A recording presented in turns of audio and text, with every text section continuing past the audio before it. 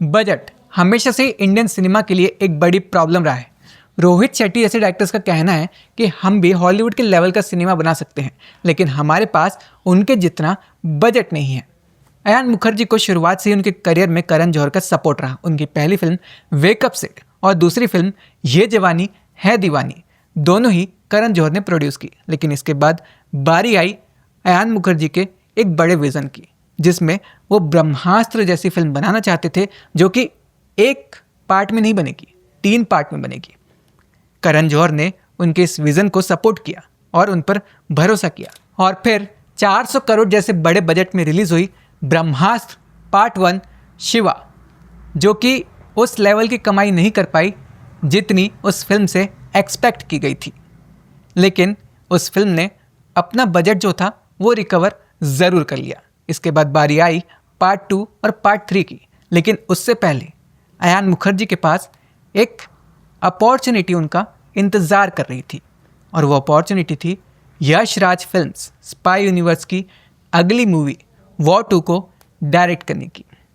जब अयान मुखर्जी के पास ये अपॉर्चुनिटी आई होगी तो उन्हें लगा होगा कि अभी तक मैंने जितनी भी फिल्में डायरेक्ट की हैं वो मेरी लिखी हुई थी, लेकिन अब किसी और की स्टोरी पर मुझे उसे डायरेक्ट करने का मौका मिल रहा है और किसी दूसरे बड़े प्रोडक्शन हाउस के साथ काम करने का मौका मिल रहा है, तो मुझे ये अपॉर्चुनिटी लेनी चाहिए। जिसके बाद उन्होंने वॉर 2 को डायरेक्ट करने के लिए हाँ कह दिया, और फिर अप्रैल 2023 में उन्होंने एक पोस्ट डाली जिसमें बताया कि ब्रह्मास्त्र पार्ट 2 और पार्ट 3 लिखने के लिए उन्हें थोड़ा और वक्त चाहिए।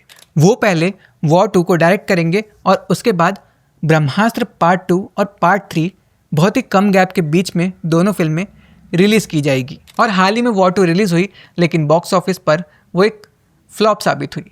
वॉर 2 भी 400 करोड़ के बड़े बजट में बनी थी, लेकिन इस फिल्म में बहुत सारी खामियां थी, और सबसे बड़ी खामी थी फिल्म की कहानी और बेमतलब के एक्शन सीक्वेंसेस जिनका कोई सर पैर नहीं था।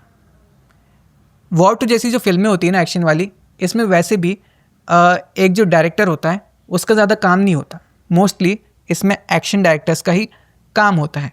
तो इस फिल्म के फ्लॉप होने का हम दोष अयान मुखर्जी को नहीं दे सकते, लेकिन फिर भी वो जिस कुर्सी पे बैठते हैं ना उसको कहते हैं डायरेक्टर, तो उस चीज़ के उनको प्रिविलेज भी तो मिलते हैं ना। तो अब हुआ यूँ है कि वॉर 2 के फ्लॉप होने से एक जो ट्रस्ट होता है ना डायरेक्टर पे, वो एक कदम पीछे चले जाता है हर प्रोड्यूसर का। बहुत सारी खबरें आ रही हैं कि जो ब्रह्मास्त्र का अगला पार्ट है उसे धर्मा प्रोडक्शन प्रोड्यूस नहीं करेगी। कुछ आर्टिकल्स में ये कहा जा रहा है कि ये धर्मा प्रोडक्शन का डिसीजन है कि वो नहीं करना चाहते, और कुछ में ये कहा जा रहा है कि अयान मुखर्जी नहीं चाहते कि वो उन्हें प्रोड्यूस करे, क्योंकि जो इंटेलेक्चुअल प्रॉपर्टी राइट्स है फिल्म के वो तो अयान मुखर्जी के पास है, और वो जियो स्टूडियोज़ के साथ मिलकर बाकी के 2 पार्ट बनाना चाहते हैं। बट अब इसमें सच्चाई क्या है ये नहीं पता, क्योंकि होने वाला ये है कि ब्रह्मास्त्र के जो अगले 2 पार्ट हैं उनका बजट पहले पार्ट से डबल होने वाला है, यानी 800 करोड़ के आसपास, जिसका मेन जो रीज़न है वो है फिल्म का VFX, वो बहुत ही हाई होने वाला है।